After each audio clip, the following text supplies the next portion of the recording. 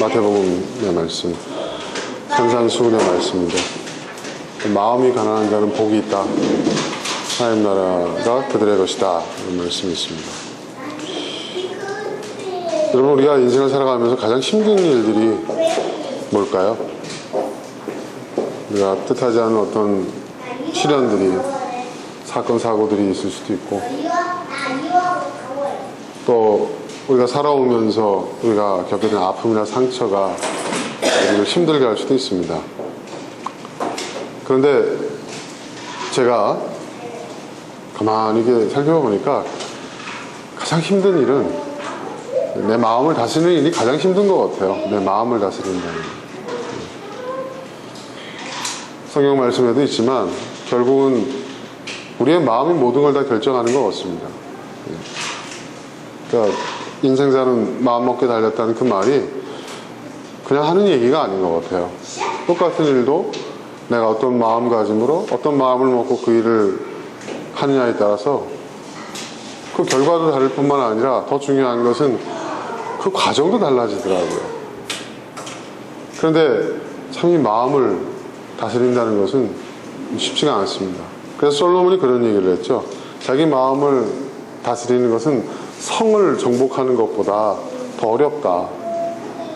옛날에 전쟁하면 다 성을 빼앗는 싸움이잖아요. 그죠? 공성전이라고 하지 않습니까? 성을 공격하고, 특히 과거에는 이제 도시국가 중심의, 고대 근동사회는 도시국가 중심의 사회였기 때문에 전쟁이 나면 결국 이 도시를 뺏는, 성을 뺏는 싸움입니다. 전쟁에서 이기는 것보다 더 힘든 것이 내 마음을 다스리는 것이다 라고 솔로몬이 얘기를 했는데, 저는 그 말이 맞는 것 같아요. 정말 그런 것 같습니다. 우리가 그리스도인이 되어도 우리의 마음을 잘 다스리지 못할 때가 많은 것 같습니다.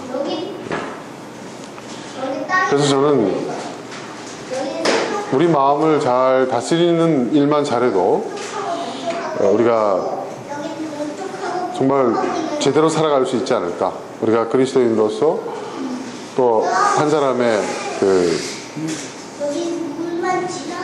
어떤 그 인생을 살아가는 그 주체적인 어떤 독립적인 인격체로서 이 마음을 다스리는 것은 정말 어려운 일인 것 같아요.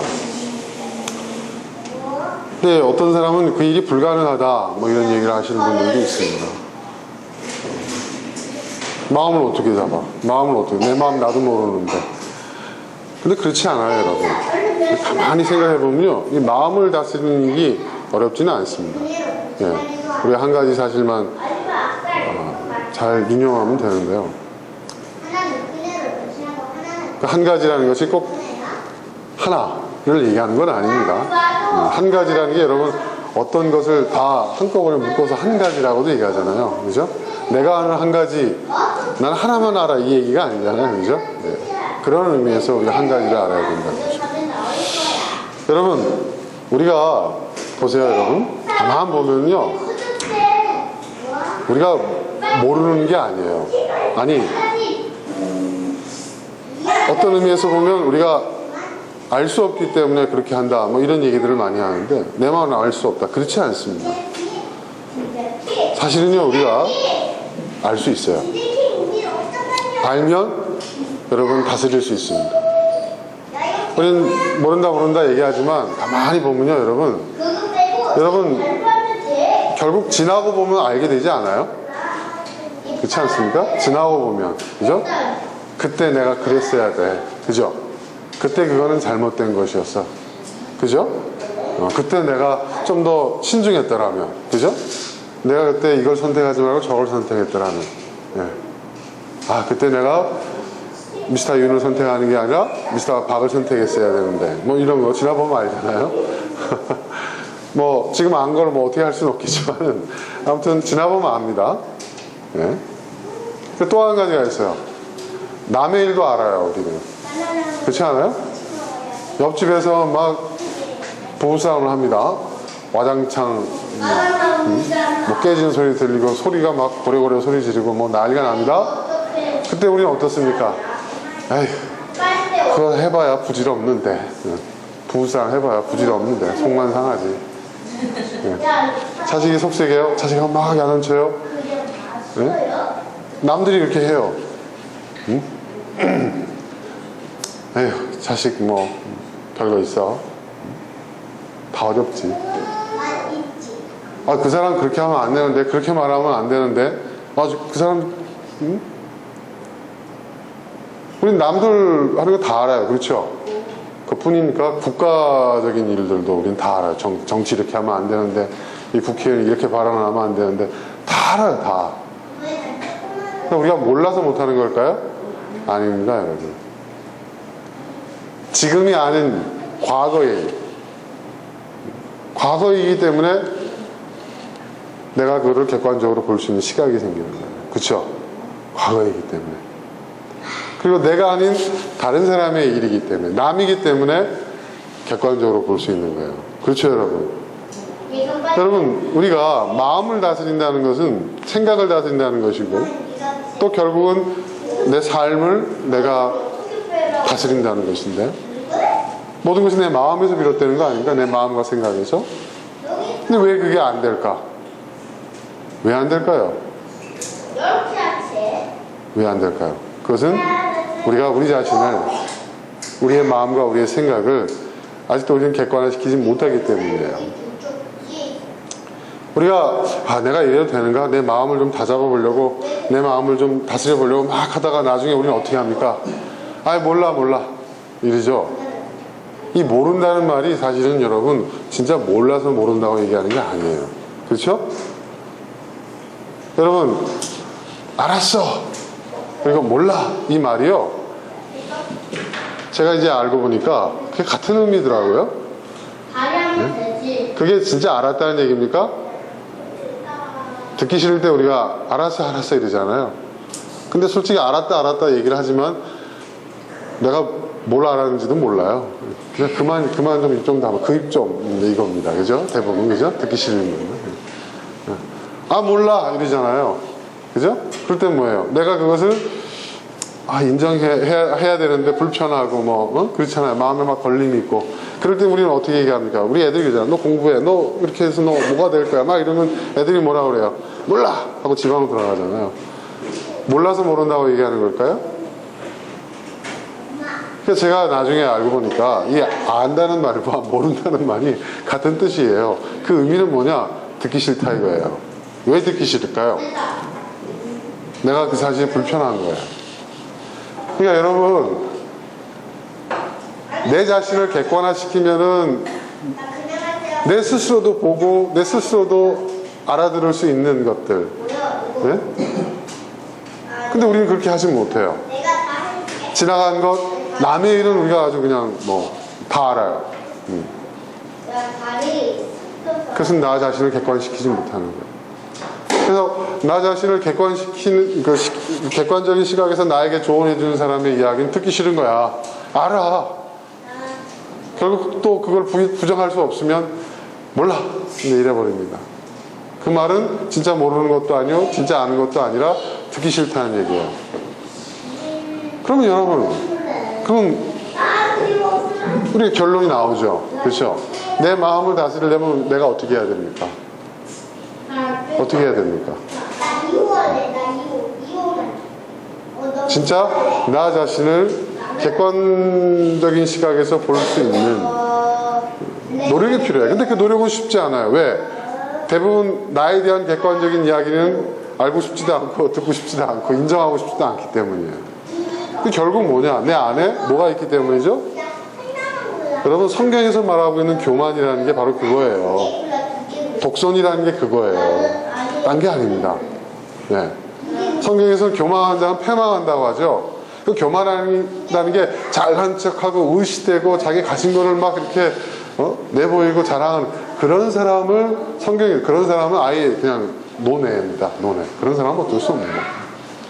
성경에서 하나님의 백성들에게 교만하면 안 된다, 독선을 부리면 안 된다라고 말하는 것이 바로 그겁니다. 교만은 뭐예요? 패망의 선봉이다. 네. 패망으로 가는 지름길이다라는 거죠. 그 교만이라는 것이 딴 게 아닙니다. 저는 왜 교만한 자는 예수님도 구원하기가 쉽지가 않아. 내가 볼 때. 예수님이 그러니 그 당시에도 그랬잖아요. 예수님이 진실을 이야기하잖아요. 실상을 얘기하시잖아요. 응? 그들을 객관화시켰잖아요. 유대교라는 그 사상 자체를 객관화시켜서 말씀하셨잖아요. 그러니까 듣기 싫은 거죠. 그 입 좀 맞아. 입을 안 다무시니까 저 십자가에 달아버려. 이렇게 된 거 아닙니까? 그게 바로 우리예요, 우리. 그럼 어떻게 해야 될까요? 얘는 무르고 감옥에 갇혀버렸어. 근데 이렇게 보니까요, 제 경험에 비춰볼 때 이 교만한 사람들이요, 여러분 대부분 자존감이 낮더라고요. 자존감. 예. 여러분 자존감이 높은 사람은요, 누가 나에 대해서 듣기 싫은 이야기를 해도 들어요. 예. 듣습니다. 그런데 자존감이 낮은 사람은요, 굉장한 거부감을 가져요. 예. 그 이야기가 나를 위하는 이야기라 할지라도 그게 옳고 그름이 중요한 게 아니에요. 그냥 난 공격받는 느낌을 받는 거예요. 그게 여러분 자존감이 낮은 사람들의 가장 큰 특징이랍니다. 특히 여성분들보다 남성분들이 좀 그런 게 있어요. 왜냐하면 남자들은 어릴 때부터 그렇게 키워졌거든요. 그렇죠? 길을 살려야 돼. 남자는 이렇게 해야 돼. 우리 아들 막 이러면서. 그죠? 근데 여러분, 저도 제가 굉장히 특별한 존재인 줄 알았어요. 예. 예. 나는 특별하다 그렇게 생각을 했거든요. 근데 지금 와서 가만히 보니까 아니더라고요. 예. 저는 하나도 특별한 존재가 아니에요. 예. 내가 특별한 존재라고 착각을 하고 살아왔던 거예요. 근데 내가 특별하다는 그런 생각을 내가 내려놓지를 않고 그걸 계속 부여잡고 왔기 때문에, 예? 내 스스로가 비참해지는 거예요. 여러분, 열등감이라는 게 그런 데서 생기는 겁니다. 그렇죠? 그렇죠? 근데 알고 봤더니 저는 이 땅에 존재하는 수많은 사람들 가운데 한 사람일 뿐이었던 거예요. 나는. 예. 그러니까 나는 독특한 존재죠. 나와 같은, 나는 세상에 둘도 없는 귀한 존재이죠. 하지만 나는 뭐 다른 사람보다 뭔가 특별하고 우월하고 이건 아니라는 얘기예요. 네. 나 그냥 미안 말씀이야. 이렇게 살다가도 어느 날, 응? 여자들은 뭐예요? 어느 날 왕자님이 나를, 백마탄 왕자님이 나를 데려가실 거야. 뭐 이런 거 있잖아요. 남자들도 그런 게 있어요. 예. 그죠? 예. 남자들도. 내가 지금 개구리지만은, 나는 지금 개구리지만, 공주가 나타나서 나에게 입맞추면 나 왕자가 될 거야. 이게 뭔지 아세요? 이게 신드롬이에요. 심리학적으로 나오는 개구리 왕자 신드롬인데, 이게 뭐냐면 내가 지금 이렇게 살아가지만 그 공주가 여자만 얘기하는 게 아니에요. 배우자만 얘기하는 게 아니에요. 그게. 내가 나에게 나를 위한 어떤 그런 기회, 환경, 그런 여건이 딱 만나게 되면 그 시점만 맞으면 나도 그냥 그러니까 신데렐라 신드롬, 그죠? 백설공주 신드롬, 남자는 개구리 왕자 신드롬. 내가 동쪽하고 남쪽으로 가는 게 나. 동쪽하고 그게 있는 거예요. 동쪽하고 가는 게 나는데 거기에 악당이 있대. 그러다 보니까 그걸 그러니까 내가 사람들로부터 뭔가 내가 좀 특별한 존재인 거고 사람들로부터 내가 존경받고 인정받는 그런 존재로 살아가야 하기 때문에 거기에 목말라 하는 거예요. 네, 거기. 동쪽에 악당. 그런데 그냥 보니까 그게 아무것도 아니더라고요. 오히려 그게 사람들의 인정이 나를 더 불행하게 만들고 나를 더 피곤하게 만들더라고요. 야, 맞다. 지금 공부할 시간이지. 가장 중요한 것은 내 자신이 행복해지는 거예요. 내 자신이. 그죠? 여러분, 이게 굉장히 중요합니다. 내 자신이 행복해지는 거예요. 네. 누가 뭐라고 얘기하든. 네. 근데 그게 결국은 내 자신이 행복해지는 것은요, 내가 원하는 어떤 결과물들을 얻어내고, 내가 어떤 목표를 성취하고, 내가 많은 것을 소유하고, 나의 사회적 신분이 상승하고, 이런 게 달려있는 게 아니더라는 것이죠. 내가 나인 것이 만족스러워야 돼. 그리고 내가 나인 것이 그냥 나로서 받아들여져야 되는 거죠. 나는 더 인정받아야 돼. 난 주목받아야 돼. 나는 더 성공해야 돼. 나는 더 그럴듯해져야 돼. 난 뭔가 굉장하게 보여줘야 돼. 그래, 너 사람들이 날 무시하게 할 수 없어. 너 그냥 떨어지기만 해고. 근데 우리가 살고 있는 이 자본주의 사회가요, 그걸 부추겨요. 그렇지 않아요, 여러분? 그걸 부추깁니다. 예. 여러분, TV 그 광고, CF 광고를 보세요. 그 화장품만 바르면 뭐, 나는 그냥, 이제, 미인이 되는 거예요. 그리고 그 옷을 입으면 어떻게 돼요? 나는 그냥 영화배우 스타가 되는 거예요. 뭐 이런 식으로 부추기는 거예요. 예. 무언가를 소유함으로써 내가 부족하다고 생각하는 부분들이 그게 채워진다라는 그런 것들. 야, 아까 목표한테는 세련 다리가 제가 어저께 TV를 보는데 그런데 그냥 후덕하게 생기고 평범하게 생긴 직장인이 그 비싼 그 이제 아웃도어 자켓을 딱 입었더니 그냥 얼굴이 원빈으로 변하는 거예요. 나도 저거 사가야 되겠다 생각이 들더라고요. 그런 거죠, 그죠? 예. 그런 거 아니에요? 가만 보세요. 저 차를 소유하면 내 인생이 더 화려해질 것 같다. 저 집에 살면 내가 더 풍요로워질 것 같다. 사람들이 더 행복해질 것 같다. 내가 저 침대에서 자면은 더 편안한 잠을 잘 수 있을 것 같다. 여러분, 제일 편안한 잠은요, 제가 생각해 보니까 피곤할 때 자면은 제일 편하더라고요. 어디서 자든, 그렇죠? 야, 여기 얼굴 빼다오. 그러니까 세상은 자꾸 우리를 그렇게 자꾸 이렇게 세뇌해요. 어릴 때부터 우리는 그렇게 세뇌당해 왔어요. 근데 그게 아니라는 거죠. 그게 아니에요. 야, 얼굴 빼달라고. 그러니까 그런 것에 흔들리지 아니하고 그런 것에 영향받지 아니하는 그런 마음을 갖는 것, 그런 마음 상태를 유지하는 것이 정말 중요한 것 같아요. 그리고 그런 마음을 가졌을 때 여러분 편안해요. 마음에 평안이 있어요. 뭐 어떤 사건 사고도 없고 걱정거리도 없고 근심거리도 없고 모든 것이 다 충족되어지고 편안한 상태가 평안이 아닙니다, 여러분. 어떠한 환란 속에서도 평안합니다. 풍랑 속에서도 제자들은 살려달라고 아우성치는데 예수님은 편안하게 잠을 이제 자셨다. 복음서에 그렇게 기록되어 있지 않습니까? 저는 그 장면이 가끔 떠오릅니다. 근데 제가 어떤 상황 속에서 힘들어하고 막 어려워하고 당황스러울 때마다 그 장면이 떠올라요. 난 예수님처럼 그런 상황 속에서도 잠을 잘 수 없을까? 저렇게 편안하게 평안을 누릴 수 없을까? 나는 왜 제자들처럼 살려달라고 아우성치지? 그때 예수님을 막 흔들어 깨웠잖아요. 그래서 예수님이 풍랑 속에 일어나가지고 풍랑을 꾸짖으니 파도가 잔잔해졌다. 풍랑이 그쳤다. 이렇게 나오잖아요. 그러니까 제자들이 놀래가지고 이 사람이 누구길래 이런 그 파도와 바람도 이 사람의 말을 듣고 잠잠케 되느냐 놀랬다고 하잖아요. 저는 그게 놀라운 게 아니에요. 저는 그게 기적이 아니라고 저는 생각해요.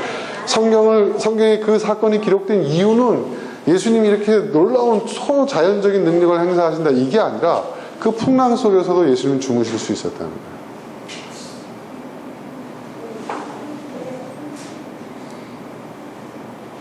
그러니까 예수님은 우리의 모형이라고 그랬잖아요. 그죠? 하나님이 진정 원하시는 인간의 모습, 인생의 모습, 삶의 모습을 우리에게 보여주시는 가장 큰 모델, 가장 우리에게 그 표준이 될 수 있는 그런 모델이다. 그러니까 예수님이 의도하시는 인생이 어떤 모습인가를 예수님을 통해서 의도하셨던 하나님이 천지의 태초를 창조하시고 인간을 만드실 때 의도하셨던 인간의 모습, 인생의 모습이 어떠한 것인가를 예수님을 통해서 우리에게 보여주셨다. 그래서 예수님을 가리켜서 우리 뭐라고요? 참 인간이라고 얘기한단 말이에요. 진짜 인간, 참 인간, 참 하나님인 동시에 참 인간. 바로 그렇게 살아야 되는 거예요. 그런 모습이 우리에게 있어야 되는 거예요. 왜 우리는 그러지 못할까? 왜 그럴까?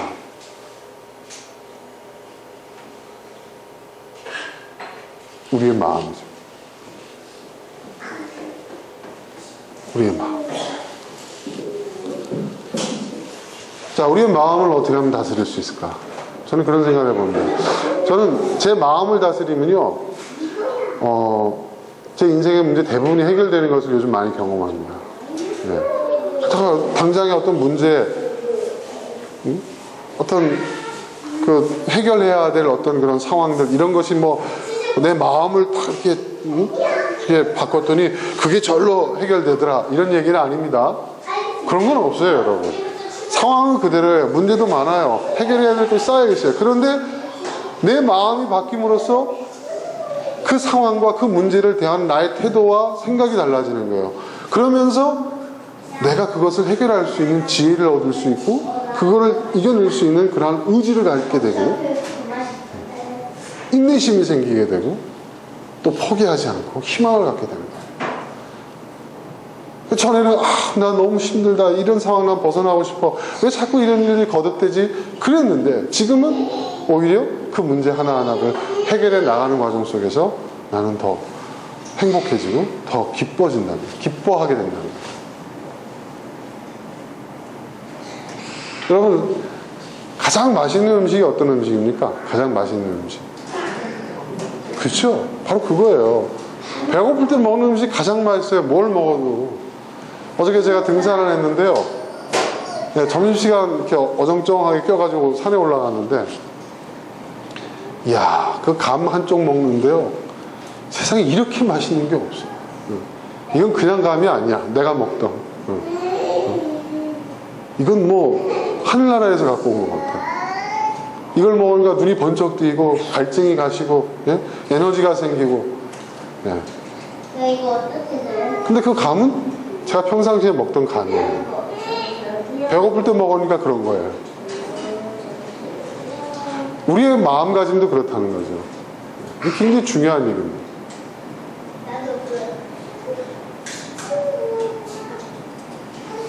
그래서 우리의 마음을 다스리는 건 너무 중요한 거예요. 그래서 저는 그렇게 생각합니다. 오늘 예수님께서 마음이 가난한 자를 복이 있다고 그랬어요. 마음이 가난하다는 건 뭘까? 가난하다. 다른 거는 내가 다 알게.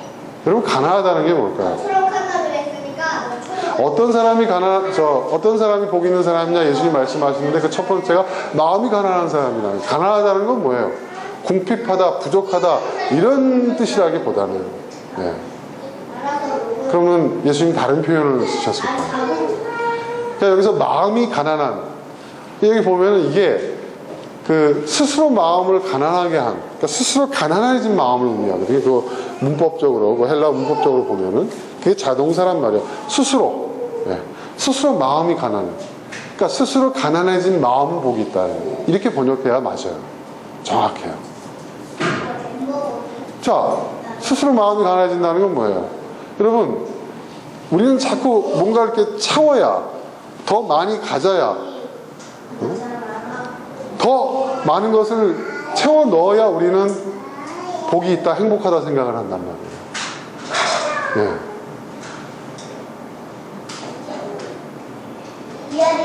네. 참, 우리는 그렇게 생각하는데 예수님 거꾸로 말씀하시는 거예요.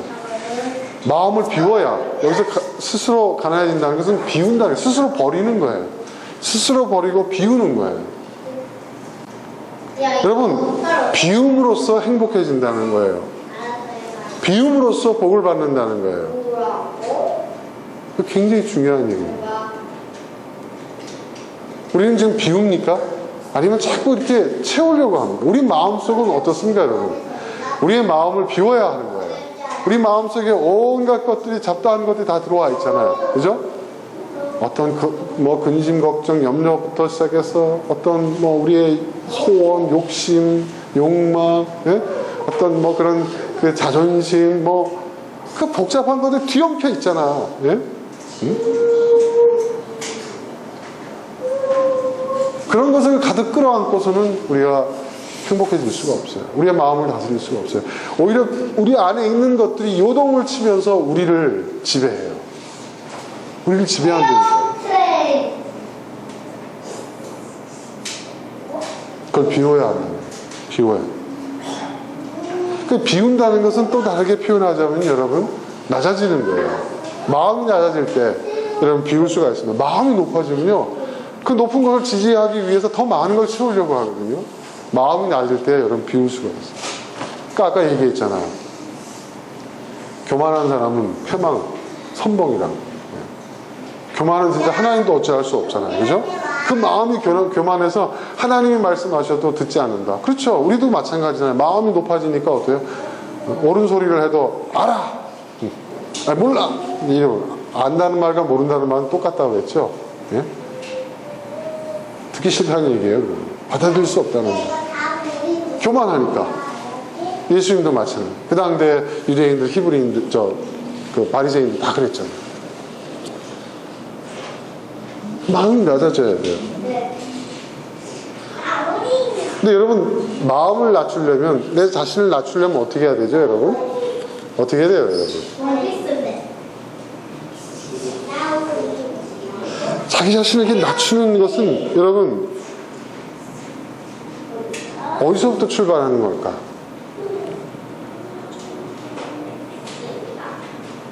제가 언제가 여러분한테 말씀을 드렸는지 모르겠는데,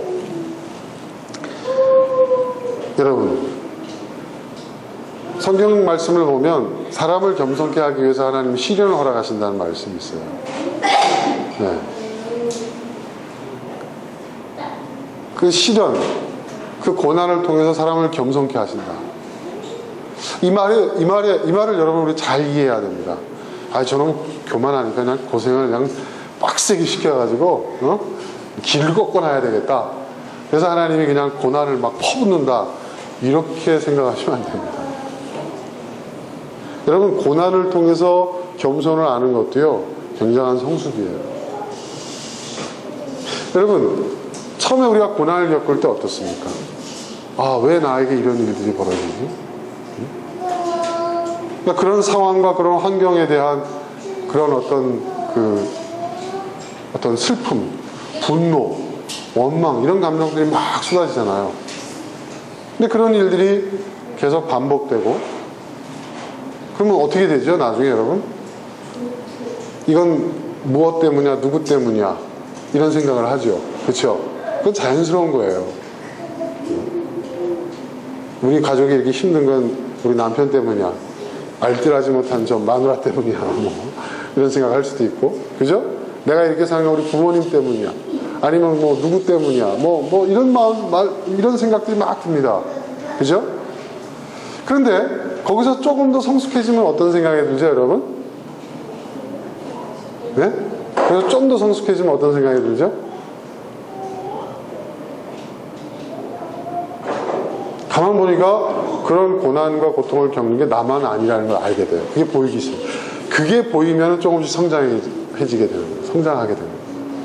보니까 다른 사람들에게도 이런 고통이 있어, 이런 과정이 있어, 이런 시련이 있어. 그러니까 인생을 살아가면서 이런 시련과 고통을 겪는 것은 나만 겪는 게 아니라 이 세상을 살아가는 모든 사람들이 다 겪게 되는 거구나. 부모로서 겪게 되는 고통, 가정을 끌어나가는데 겪게 되는 고통, 네? 그렇죠? 또 살아가면서 우리가 생존하기 위해서 감수해야 되는 많은 그런 고통과 시련들, 그 과정 속에서도 전혀 예측할 수 없는 그런 어떤 그 사건 사고들을 만나게 되기도 하고, 그러면서 다른 사람들의 고통을 보기 시작해요. 어떤 사람은 나보다 더 큰 고통을 겪고,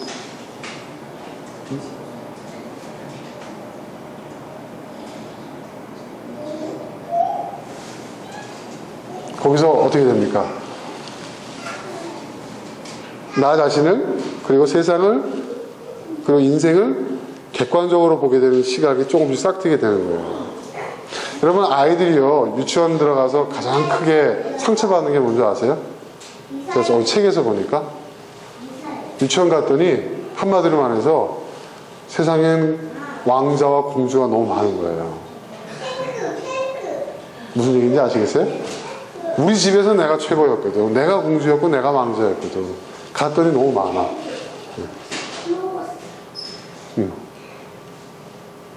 그 아이들이 그 집단 생활, 공동체 생활하는 거죠. 단체 생활하는 거죠. 그 과정 속에서 선생님이 나만 특별히 좀 사랑해주고 부모님처럼 나한테 이렇게 해야 될 것 같은데 똑같이 대하게 됩니다. 그러니까 애들이 그게 가장 힘들답니다. 교육심리학자가 얘기를 하는 거예요. 그걸 어떻게 아이가 그러니까 부모가 그걸 잘 해야 된다는 거예요. 그래서 선생님 너한테 그랬단 말이지 가자 손잡고 그냥 가면요 그 아이 망치는 거래요.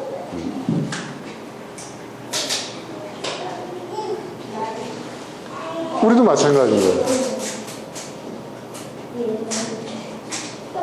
근데 저는 고난과 시련을 통해서 우리가 정말 배워야 하는 가장 중요한 것은 나 역시 이 세상을 살아가는 수많은 인생 가운데 한 인생이구나라는 것을 깨달아야 된다. 그렇다고 자기 비하를 하라는 건 아니에요. 여러분 이 교만과 자기 비하 열등감은요 이건 같이 붙어갑니다. 교만한 사람이 자기가 그런 합당한 어떤 그런 인정을 받지 못하고 자기 성에 찰 정도의 어떤 그런 것들을 얻지 못하면요 자기 비하에 빠져 열등감에 빠져 극과 극으로 간다는 거예요. 극과 극. 균형이 없어요. 막 우울증에 빠지고 이렇게 된다는 거예요. 자기 자신을 객관화시키기 시작해요. 근데 고난이 그걸 보고 우리에게 그거를 열어준다는 거예요. 고난이 그것을 우리에게 깨우쳐준다는 거예요. 이게 굉장히 중요한 일입니다. 저는 얼마 전에 제가 그 장신대에 가서 특강을 한 적이 있습니다. 제가 2시간 특강을 했는데 2시간 넘게 이제 시간을 넘겼죠. 그 장신대 신대원생들 통합 수업인데 큰 강당에서 수업을 하는데 많은 학생들이 거기 그 장신대 그 필수 과목이기 때문에 많은 학생들이 참석을 했어요. 근데 제가 그 강의해야 하는 그 부분은 이 목회자의 그 이중직, 신학적으로는 이중직이라고 얘기를 하는데 쉽게 얘기해서 직업을 가진 목회자 대한 얘기예요. 그래서 제가 어떻게 사역을 해왔고 어떻게 살고 있고 또 이 부분에 대해서 어떤 어려움들이 있고 내가 어떤 어려움을 해결했으며 또 이것을 또 저도 박사과정까지 공부한 사람이니까 신학적으로 어떤 신학적 뒷받침과 그런 정당성을 가질 수 있는지 그런 부분들을 이제 얘기하는 자리인데 우리나라 그 장자교단인 장로교의 그 제일 큰 신학교죠. 장신대가 거기 대학원 과정에서 저를 불러가지고 공식적으로 이제 그 각 특강을 좀 해봐라 라고 하는 거 봐서는 지금 현실이 어떻다는 걸 우리에게 보여주는 거죠. 그러면서 교수님들이 저한테 이제 부탁하는 게 뭐냐면 우리 학생들 정신이 번쩍 나게 해달라는 거예요. 번쩍 나게. 여러분 그 대학 평가하잖아요. 대학 평가하는데 신학교들도 신학대학들도 대학원들도 다 평가를 하거든요.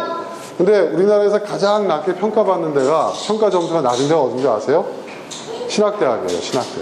신학대학원. 그 평가 기준에서 가장 중요한 게 뭐냐면 취업이거든요. 근데 취업이 가장 낮아요. 네. 그러니까 신학대학원 나와도요 어디 큰 교회 부교육자로 가도요 정규직일 수가 없어요. 그죠 여러분? 계약직입니다. 1년 2년 뭐 그렇죠. 요즘은 더 하다는 거예요. 그 갈 데가 없어요. 네. 그 많은 학생들이 나와가지고 갈 데가 없다는 거예요. 그 위기감을 가져야 되는데 교수님이 보시기에 이 애들을 그런 생각 안 한다는 거예요.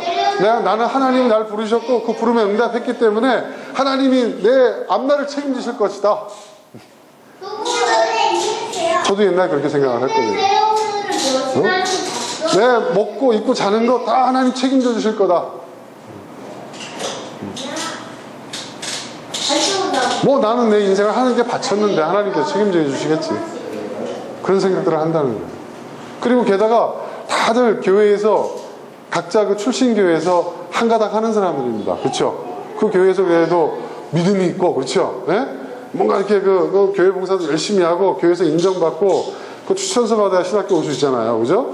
대학원 정도 되면. 네? 그 내노라는 그 각 교회에서 믿음 좋기로 내노라는 그런 청년들이 다 온 거기 때문에 뜨겁죠. 그러니까 현실을 전혀 못 본다는 거예요. 근데 교수님들이 아무리 얘기를 해도 와닿지를 않는다는 거예요. 그냥 목사님 오셨으니까 정신이 벌떡 나게 해달라는 거예요.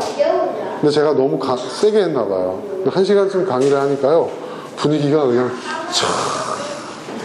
얼굴 표정도 이제 우리는 어이할고 하는 그런 표정이 있잖아요.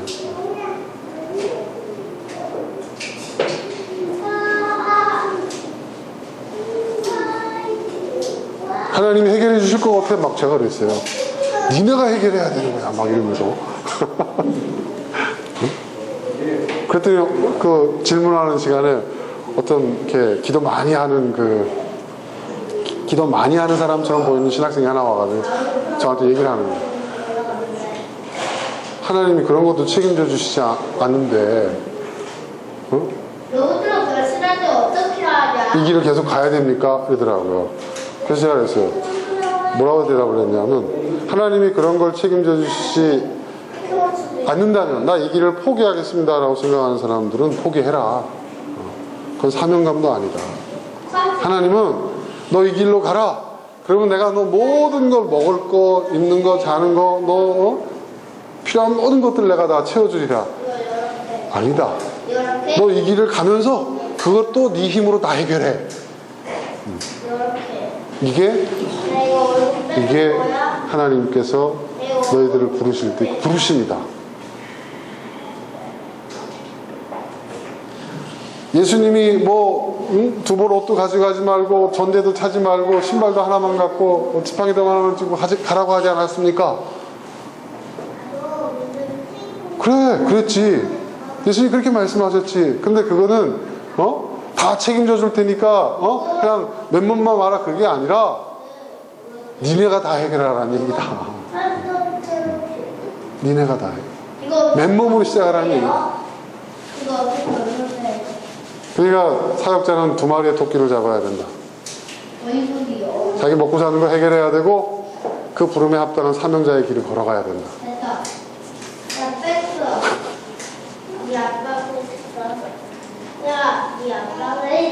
여러분, 이게 과연 신학생들에게만 해당되는 말일까요?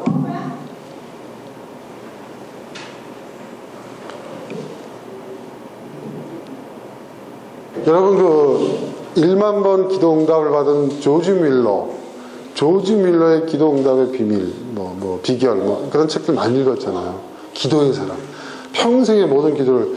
근데 여러분, 조지 밀러의 기도, 그래서 유명한 일화가 있잖아요. 그 고아원을 운영하고 있는데, 어느 날 먹을 것이 탁 떨어졌다. 이런 식당에 애들을 쫙 앉혀놓고, 얘들아, 우리 기도하자.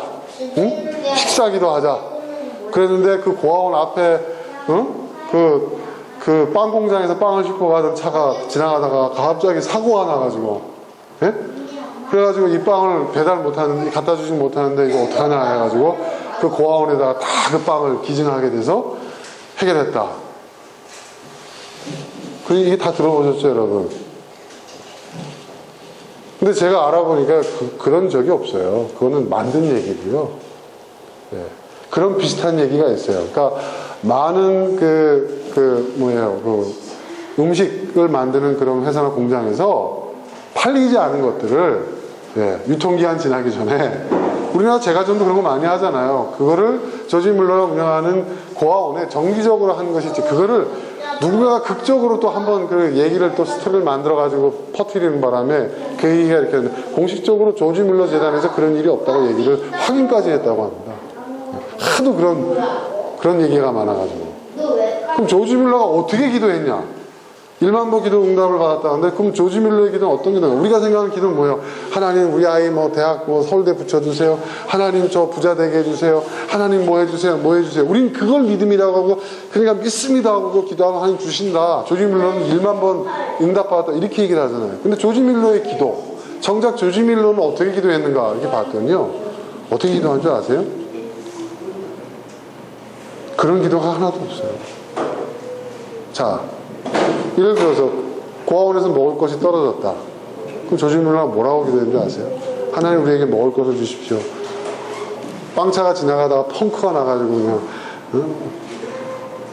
아닙니다. 하나님 이 시련을 이길 수 있는 힘을 주십시오. 그 기도문을 보고 제가 감동을 받았어요.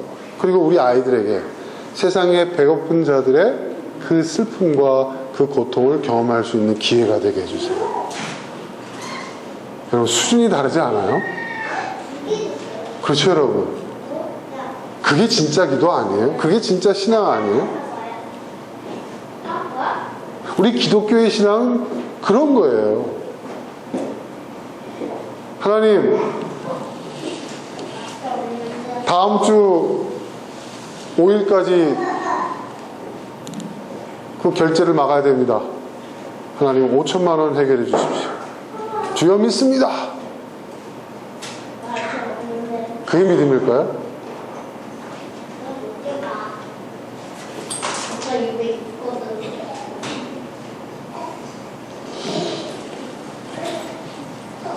여러분, 우리가 우리의 마음을 다스린다는 것도 그런 거예요. 뭔가를 의지한다. 믿음이라는 것은 의지다. 하나님을 신뢰하고 하나님을 믿는 것이다 라고 얘기하는데, 여러분, 그 믿음이라는 것이 무엇을 얘기하는 거예요? 내가 스스로 해결해야 되고 내가 극복해야 돼. 그것을 하나님이 대신해 줄 거고 난 가만히 있으면 돼. 나는 그냥 밥 숟가락만 뜨면 돼 라는 그게 아니잖아요. 그런 생각을 갖고 있기 때문에 여러분, 계속 우리는 상처받고 있는 거고, 계속 우리는 실망하고 시험에 드는 것이고, 계속 마음속에 괴로움이 있는 거예요. 하나님께도 그러할진데 하물며 사람에 대해서는 어떻겠어요? 아니에요, 여러분. 인생은요, 홀로 서는 거예요. 홀로. 전 그걸 깨달았어요. 하나님은요, 제가 홀로 서기를 원하시더라고요.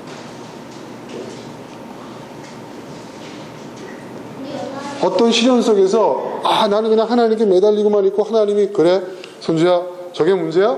알았어, 내가 해결해 줄게. 하나님 나서서 탁 해결해 주시고, 자 눈 떠봐, 봐봐, 없지? 이제 가. 그럼 나는 할렐루야 아멘 하면서 그냥 여호와를 찬양하라 하면서 막, 그게 믿음인가? 그게 신앙의 생각 아니더라고요. 하나님 저는 저거 극복 못하겠어요. 저거 피할 길 없을까요? 하나님 도와주세요. 하나님 전능하시다고 했잖아요. 도와주세요. 등을 떠미시. 제가 요리 도망가잖아요. 그러면 제가 피한 그게 그대로 제 앞에 와 있어요. 계속해서. 용기를 해서 부딪혀봅니다. 가다가 너무 힘들어요.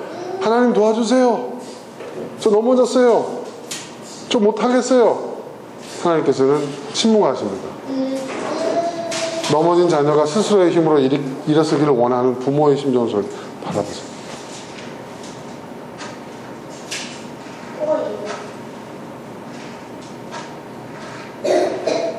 스스로 일어서고 스스로 걷게 되고, 그러면서 조금씩 하나님이 어떤 분인지, 내가 어떤 존재인지, 인생이 어떤 것인지 알아감에 따라서 기도 내용이 바뀌더라고요. 그래서 요즘 제가요, 기도 내용이 완전히 바뀌었어요. 예전에 제가 기도했던 제가 기도 수첩 같은 걸 했었거든요. 그때 그 기도의 내용과 지금 제가 기도 내용 이렇게 보면은 완전히 달라요. 저는 요즘 어떻게 기도하냐면 이렇게 기도합니다. 예를 들면, 하나님, 이러이러한 문제가 있습니다. 저는 이 문제 앞에서 그만하고 싶고, 피하고 싶고, 그냥 주저앉고 싶은 그런 마음이 자꾸 생깁니다. 하나님, 저에게 용기를 주세요. 의지를 주세요. 그리고 하나님, 제가 이 문제를 잘 해결할 수 있는 그런 담대한 마음과 견뎌낼 수 있는 인내심과 그리고 지혜를 주세요. 하나님 보고 뭐 해달라고 기도를 안 하더라고요. 이 문제를 내가 해결할 수 있도록 하나님 저를 붙잡아 주세요. 그게 전부예요. 그런데 그렇게 기도하니까요, 모든 기도가 다 응답받더라고요. 모든 기도가.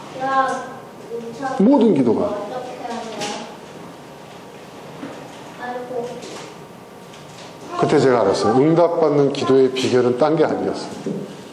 나의 기도의 내용이 바뀌는 거였어요. 내 마음이 바뀌고 내 생각이 바뀌는 거였어요. 여러분, 내 마음이 바뀌니까요. 어디 것 같은데. 이렇다. 가장 행복해지는 게 나 자신이더라고요. 그럼 내가 편안해요.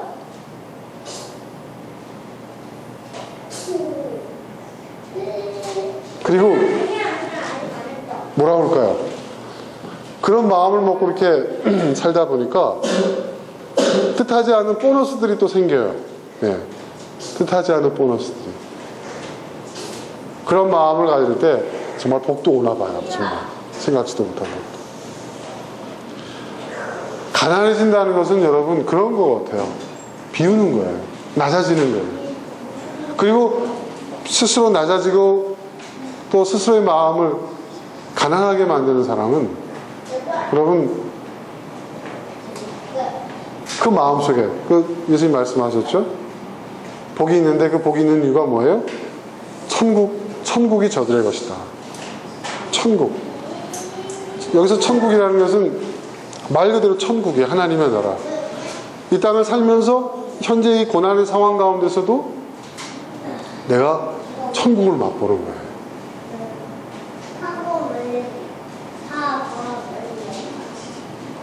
천국을 맛보면서 우리가 살아간다면 우리의 삶이 아무리 힘들고 어렵다 할지라도 여러분 살아갈 수 있지 않겠어요? 왜? 내 마음엔 이미 천국인데.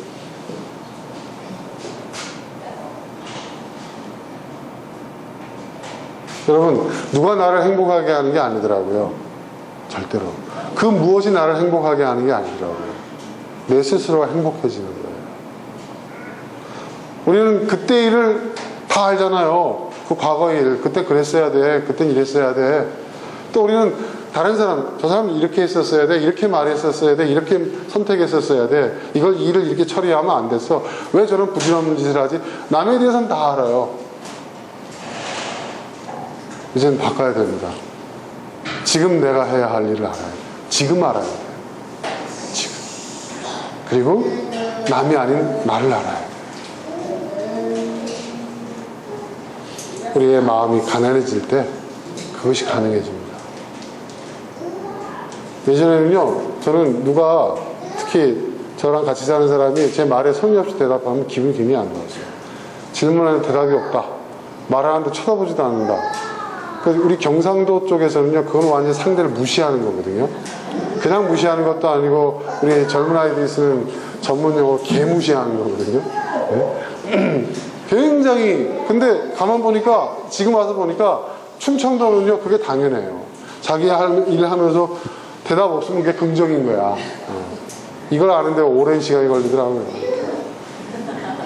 근데 그게 중요한 게 아니라, 이제는 뭐냐면요, 누가 날 무시해도요, 무시당한 기분이 안 들어요. 기분 안 나빠요. 네. 이해하시겠어요, 여러분? 네? 별로 그게 중요하지가 않아. 저 사람이 나에게 중요하지 않다는 얘기가 아니라 그렇게 대해도 나한테 별로 중요한 문제가 아니더라고요. 네. 그 자유함이 있어요. 음식 먹는 것도 그래요. 옛날에는 이게 제대로 먹어야 되고 뭔가 이렇게 먹어야 이런 게 있거든요. 난 밥 먹을 자격이 있어 막 이런 생각도 하고 그랬는데 요즘은요 안 그렇더라고요. 먹는 것조차도 그냥 건강하게 먹으면 되지 뭐.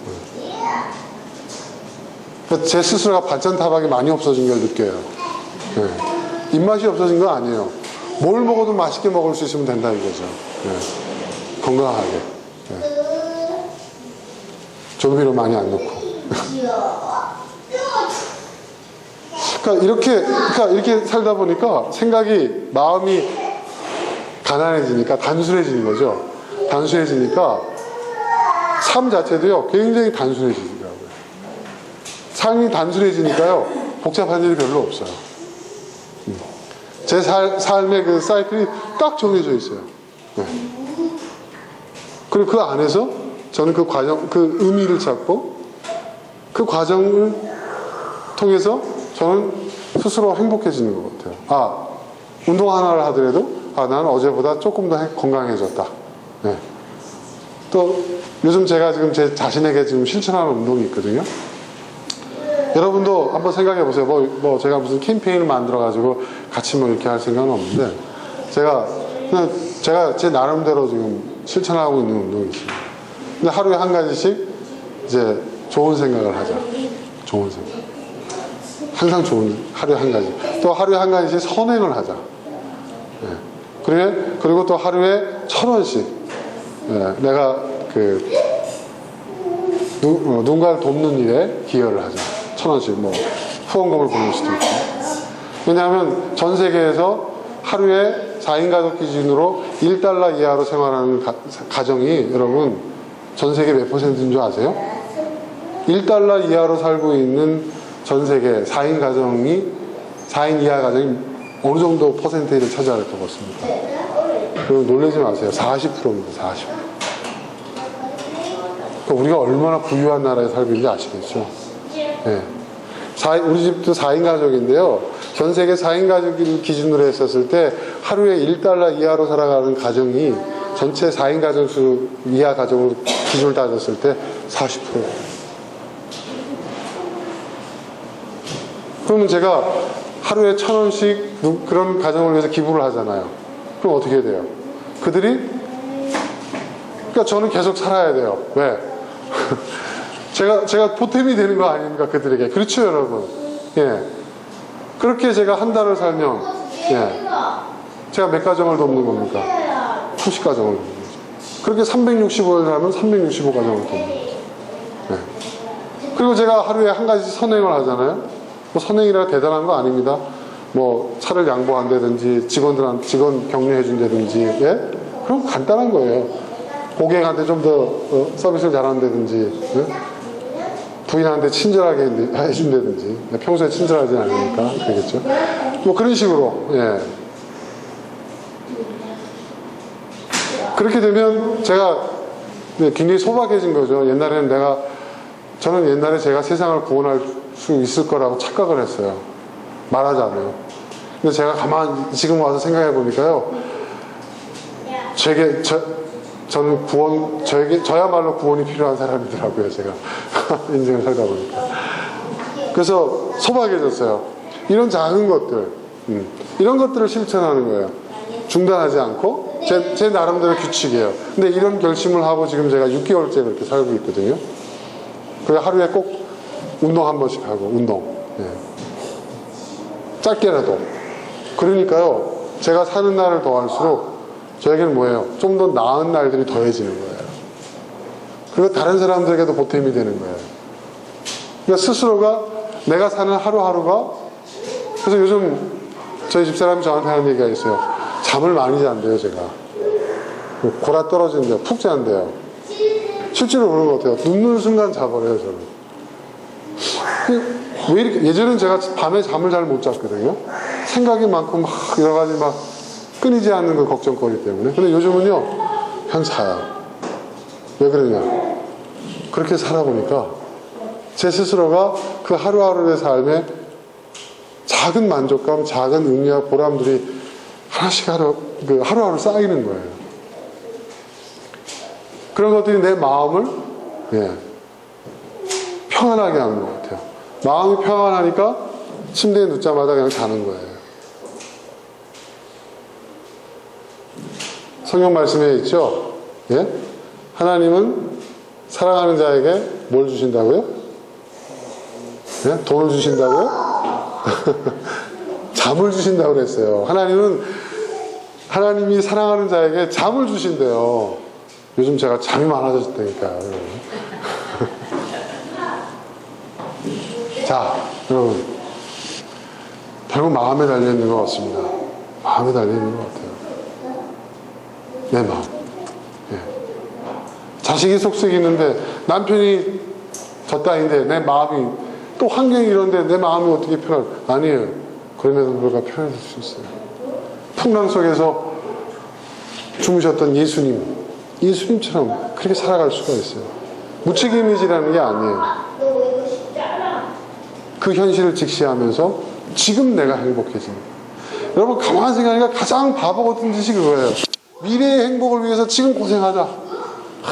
막 열심히 일을 하고 뭐 돈도 아끼고 뭐 어쩌고 뭐 먹을 거 못 먹고 뭐 그렇게 해가지고 내가 목표로 하는 어느 뭐 수준의 부자가 됐어.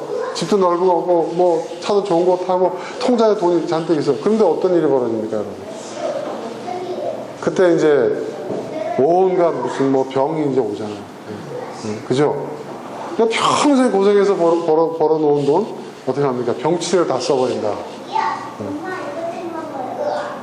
요즘 그런 얘기들 많이 있잖아요. 그런 거 여러분 심심치 않게 보게 됩니다. 중요한 건 아니에요. 여러분 미래에 행복해지려고 하지 마세요. 지금 행복해지려고 하세요. 그게 제일 중요하더라고요. 전 그걸 현재의 중요성. 우리는 내일은 알 수가 없어요. 예수님이 그러셨잖아요. 네가 아무리 근심하고 염려한들 내 키가 한 자라도 더 알 수 있는. 이 키라는 게 뭐예요? 그림자. 그죠?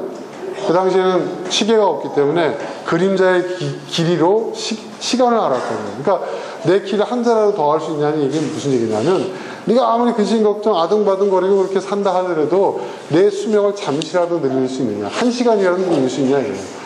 인간은 언제 죽을지 모르는 존재라는 거예요. 언제 끝날지 모르는 존재예요. 그게 인간이에요. 그게 인간에게 가장 중요한 것은 여러분 현재예요.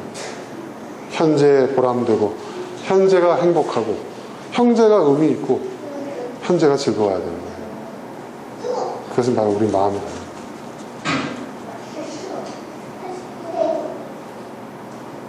그런 저와 여러분 될 수 있었으면 좋겠습니다.